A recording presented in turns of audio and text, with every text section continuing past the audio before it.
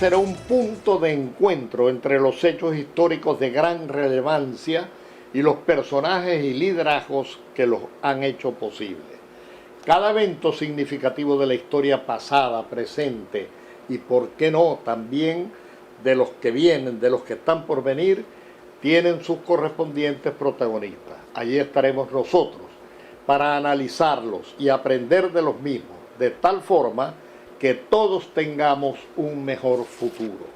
Por lo tanto, le damos la mejor de las bienvenidas a todos con nuestro primer programa, que se referirá a los dramáticos acontecimientos del 23 de enero de 1958 que provocaron la caída de la dictadura de Marcos Pérez Jiménez. Este acontecimiento cerró un ciclo en la historia política de Venezuela. Un intenso y extenso movimiento cívico-militar había derrotado a un régimen militar autoritario en grado superlativo, terriblemente represivo en lo político, estatista y muy centralizador. Durante una década gobernó al país con etapas y acentos perfectamente identificables. Un aire de alegría libertaria se apoderó de la nación al ser derrocada la dictadura. Los presos políticos recobraron la libertad, los exiliados pudieron regresar libremente a su patria. Cesaron las persecuciones, torturas y asesinatos por razones políticas y los partidos fueron legalizados para que actuaran a la luz pública. ¿Cómo se llegó allí? ¿Cómo se gestó la rebelión del pueblo? ¿Cómo se logró derrocar a la dictadura? Las consecuencias inmediatas de los acontecimientos del 23 de enero de 1958 forman parte de lo que hoy vamos a tratar con un excelente protagonista del liderazgo zuliano. Me refiero al doctor Julio Portillo, abogado, politólogo, embajador, presidente de la Academia de la Historia, profesor universitario de Derecho Internacional y muchas otras cosas más. Julio, sería muy interesante saber dónde estabas tú cuando se corrió en toda Venezuela la voz de que la dictadura había sido derrocada. A pesar de tu corta edad, ¿tuviste conciencia del significado histórico de ese acontecimiento? Primero, Fernando, déjame felicitarte por esta iniciativa con estos programas que enseñan a la juventud venezolana cuál es la historia contemporánea de Venezuela. Sí, yo tenía 14 años de edad, estaba aquí en Maracaibo y fue como a las 2 de la mañana que nos enteramos de la caída del dictador. Mi papá y mi mamá prendieron el carro y salimos para mi mamá era la directora del grupo escolar Carmelita Morales y salimos hacia allá para quitar los cuadros de Pérez Jiménez y de Doña Flor, que eran obligatorios tenerlos en las escuelas, como hacen siempre los dictadores, ¿no? Y de allí salí, de allí regresé y atrevidamente me fui hasta la Plaza Bolívar de Maracaibo, donde detrás de la gobernación, en lo que era el cuartel de policía, empezaron a salir los presos políticos, lo mismo que de la cárcel de Maracaibo, y llegaron allí 3 personajes que los debo mencionar porque eran zulianos ilustres y 2 de ellos llegaron incluso a la gobernación del estado Zulia: Omar Baral, Gilberto Urdaneta Besón y Vinicio Nava Urribarri. Ellos encabezaron los movimientos civiles que se dieron en Maracaibo para ayudar pues a que el pueblo entendiera lo que estaba pasando en aquel momento. Mira, ¿sabes por qué te hago esa pregunta? Porque más o menos a esa hora el timbre de la casa de nosotros sonó. ¿Y sabes quiénes eran? Luis Aparicio el Grande y Ernesto Aparicio con una botella de champaña festejando la caída de la dictadura. Por eso te hice la pregunta. Ahora, entrando a fondo en el tema, tú podrías hacer una síntesis de las consecuencias inmediatas de ese evento histórico del 23 de enero? Yo creo que en principio tenemos que referirnos, Fernando, a el panorama político que tenía no solamente Venezuela, sino toda la América Latina.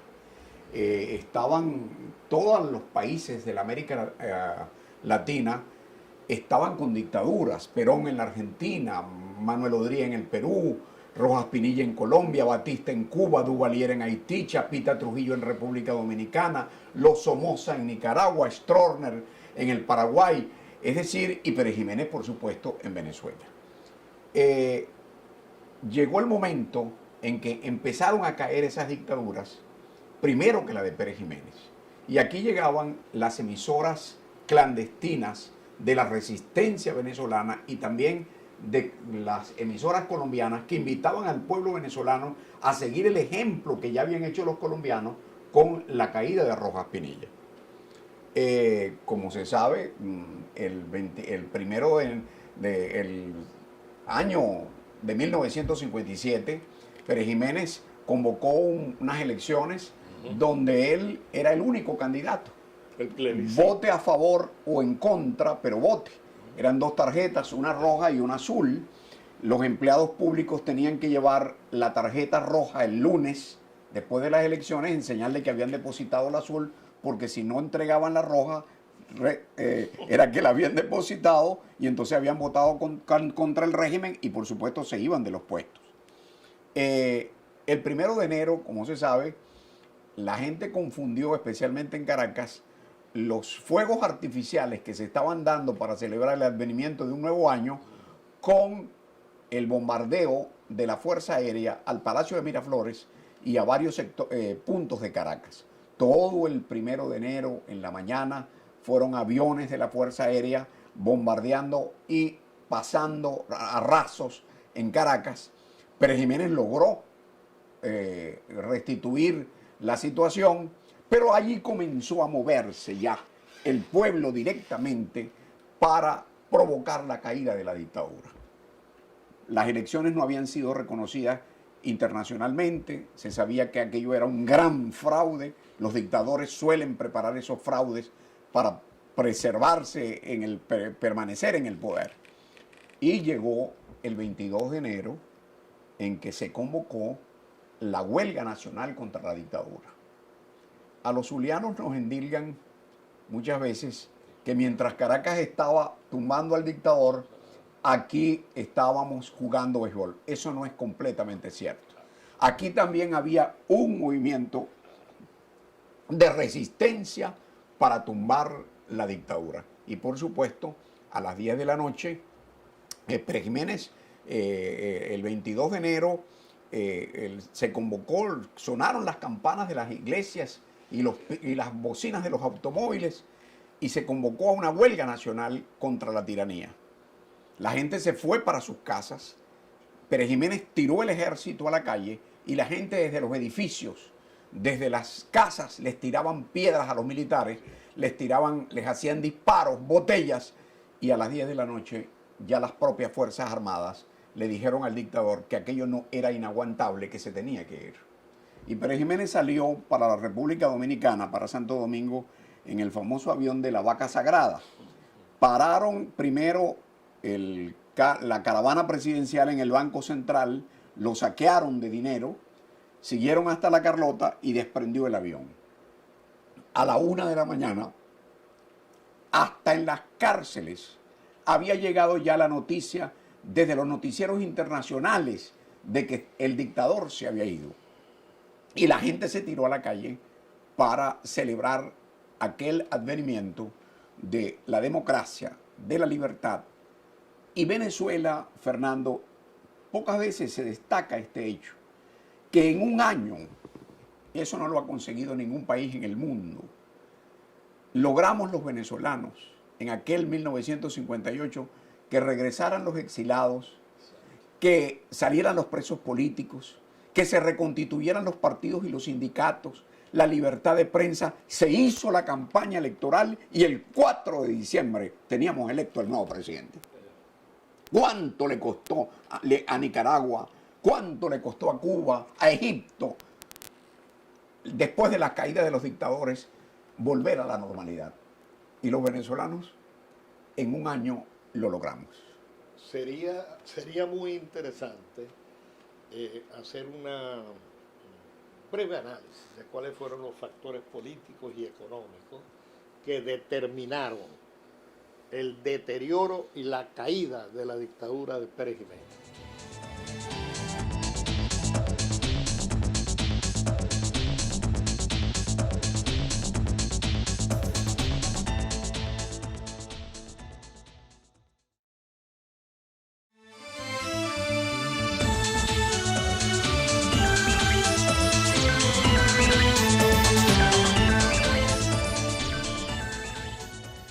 Continuamos en esta entrevista con el doctor Julio Portillo. Dejamos una pregunta en el aire, en el sentido, bueno, Julio Portillo ya lo hemos presentado, ¿no? Dejamos la pregunta en el aire de cuáles fueron los factores fundamentales de tipo político y económico que determinaron la caída de la dictadura de Pérez Jiménez. Mira, Fernando, me parece muy interesante la pregunta. Económicamente, los precios del petróleo habían bajado. El comercio de Caracas, fundamentalmente, se encontraba sin pagos efectivos del gobierno. Y la persecución del régimen no se había circunscrito solamente hacia los políticos y hacia los partidos, sino que también la había emprendido contra empresarios al punto de que el propio Eugenio Mendoza estaba con Bethancourt, Villalba y Caldera en Nueva York e iba a ser el presidente de la Junta de Gobierno que sustituyó la dictadura. Y también, por supuesto, otros grupos de presión, los sindicatos y sobre todo también la iglesia, que ya desde el mes de mayo, con la pastoral de Arias, del arzobispo de Caracas, Monseñor Arias Blanco, había pedido el aumento de sueldo para los trabajadores y había denunciado a la dictadura. Esta es una cosa muy importante porque cuando salen los presos el 23 de enero, también entre los presos había no solamente políticos, comerciantes, sino que también había sacerdotes. De manera pues que Pérez Jiménez tenía en su contra casi todos los grupos de presión. Por supuesto, tenemos que significarlo, también había un ambiente internacional ya en casi toda la América Latina contra los regímenes militares. Mira, y sí, en la parte económica fue fundamental lo que tú acabas de decir, porque hubo una caída en los precios del petróleo, eso trajo una disminución del ingreso fiscal, y bueno, y fue la cadena, ¿no?, que terminó afectando al empresariado que había sido aliado del gobierno, ¿no? Ahora, dime una cosa, ¿qué crees tú que debemos nosotros aprender de esa experiencia del 23 de enero que fue tan especial? Sobre todo ahí tú hablaste de la reunión de Nueva York que después se complementó con el pacto de punto fijo. ¿Podríamos comentar un poquito de eso? Yo creo que tú estás señalando un punto muy importante. Los partidos políticos se pusieron de acuerdo y entendieron que a las dictaduras se les tumba, se les derroca cuando hay previamente una unión. Y los partidos políticos se comprometieron mediante el pacto de punto fijo, que, por cierto, no es punto fijo en Estado Falcón, sino que fue la quinta de Caldera, la quinta punto fijo en Sabana Grande, donde se firmó ese pacto, donde los partidos políticos se comprometían a reconocer al ganador y a estabilizar la democracia. Y así lo hicieron. Y el gobierno de Bethancourt, que ganó las elecciones limpiamente, fue inmediatamente reconocido por todos los partidos. Y en el primer gabinete de Bethancourt hubo ministros de todos los partidos políticos. Fernando, era que Venezuela estaba unida y estaba convencida de que había que estabilizar la democracia, que es quizás lo que nos está faltando en este momento. Obviamente que nos está faltando mucho de eso. Ahorita hace mucha falta, ¿cómo te diría yo?, más nobleza, unión. Menos egos, más unión, ¿no? Y más tener por encima de todo al país. Mira, ¿qué te parece a ti si nosotros hacemos una reflexión sobre la parte moral, ética del 23 de enero? Mira, el gobierno de Pérez Jiménez era un gobierno que ya estaba muy corrompido y había el convencimiento en todos los partidos políticos de que la estabilización de la democracia tenía que ir unida a la parte ética, a la parte moral, a la anticorrupción.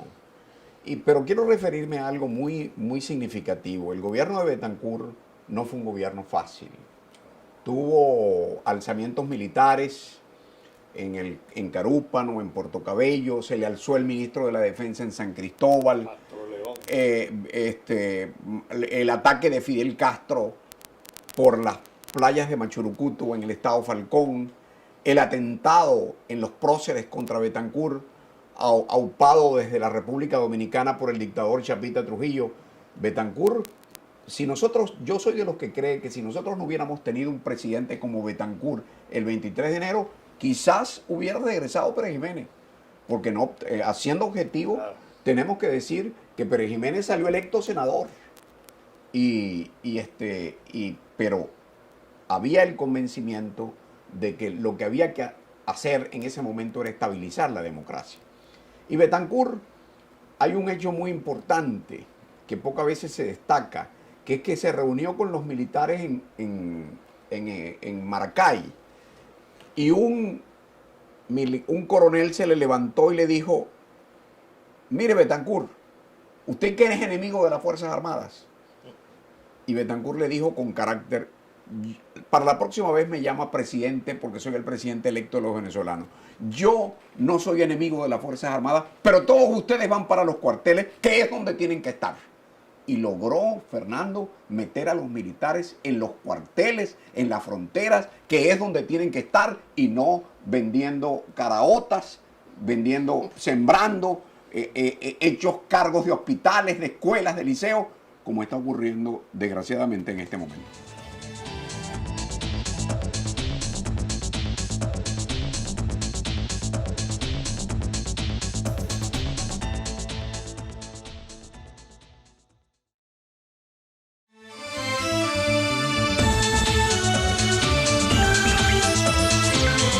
Habíamos quedado que para este tercer negro, con el doctor Julio Portillo, que estamos teniendo una conversación muy importante sobre el 23 de enero y sus consecuencias, habíamos quedado que íbamos a tratar de hacer una reflexión sobre las conclusiones que podemos sacar de este acontecimiento que realmente marcó un hito en la historia política de Venezuela.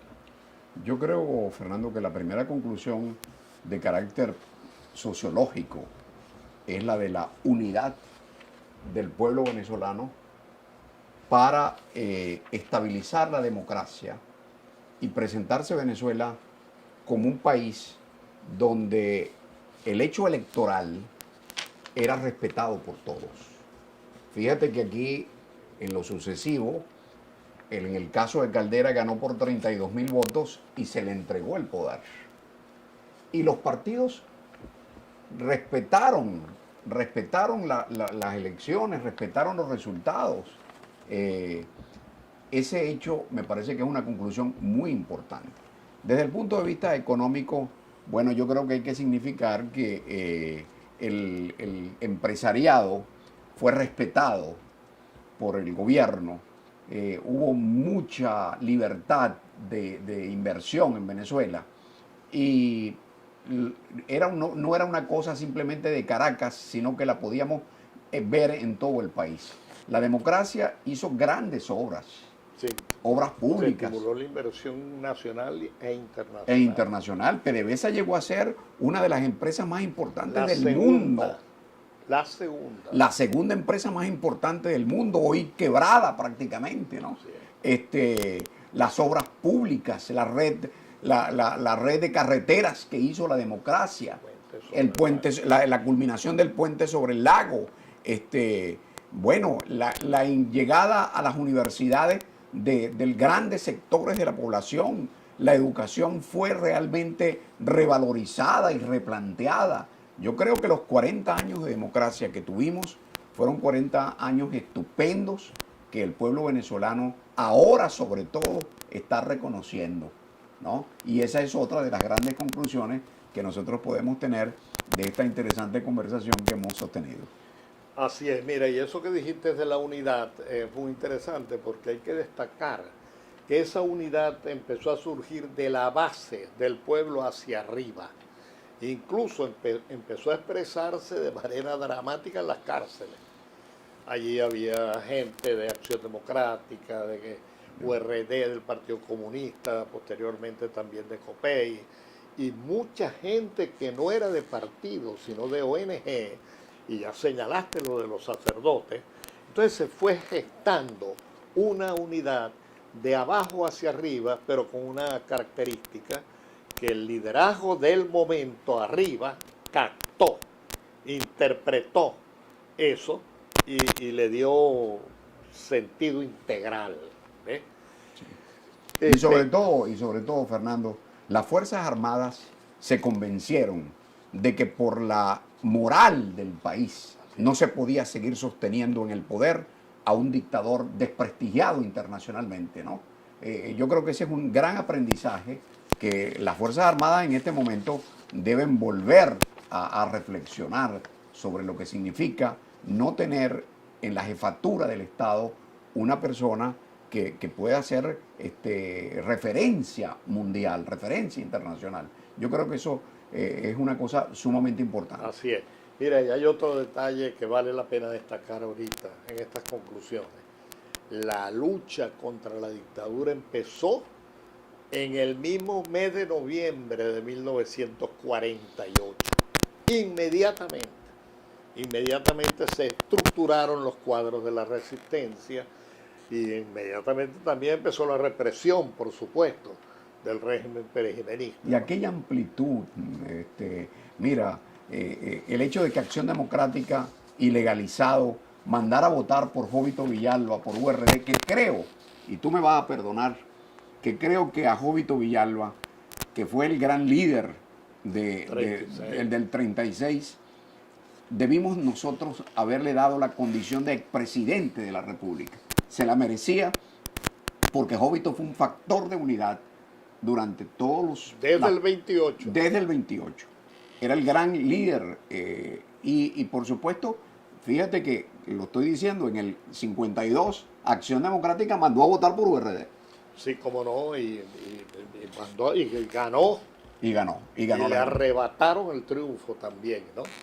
De manera que allí es sumamente importante destacar, insistir pues, en cómo el liderazgo de la época interpretó cabalmente el sentimiento que tú lo has descrito muy bien, el hambre de libertad que tenía el pueblo. Fernando, permíteme también como conclusiones felicitarte por esta iniciativa de este tipo de programas que son verdaderamente pedagógicos políticamente para que la juventud venezolana sepa y conozca lo que nos ha pasado. Magnífico. Miren, yo les doy las gracias a todos los que nos han estado oyendo, nos han estado viendo, y los invito para el próximo programa que lo tendremos muy pronto. Muchas gracias, Julio.